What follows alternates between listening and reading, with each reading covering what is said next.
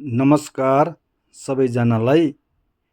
परम पूज्य दलाई लामा ज्यूले भन्नुभएको छ कि म जब कोही मानिसलाई ज्ञान उपदेश दिँदै गरेको हुन्छु अथवा कुनै सभामा प्रवचन या ज्ञान बाँटिरहेको हुन्छु, तब म मेरो अगाडि भएको मान्छे अर्थात् मेरो अगाडि भएको त्यो जमघटमा म खालि एउटै मान्छे अर्थात् मानव अर्थात् ह्युमन देख्छु।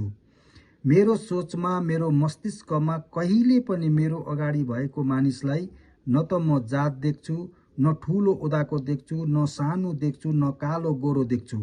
म खालि उसलाई एउटा मानव, एउटा ह्युमन मात्र देख्छु भन्नुभएको छ। कतिपय ठाउँमा हाम्रो समाजमा जात हेरेर, थर हेरेर काम गर्ने चलन छ।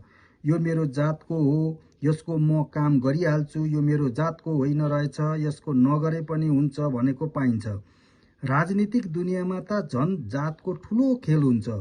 के यस्तो व्यवहार अपनाउनेहरूले परम पूज्य दलाई लामाका ज्यूका यी वचनहरू सुन्ने सौभाग्य नमिलेको हो कि सुनेर पनि अनदेखा गरेको हो या त लत्याएको हो?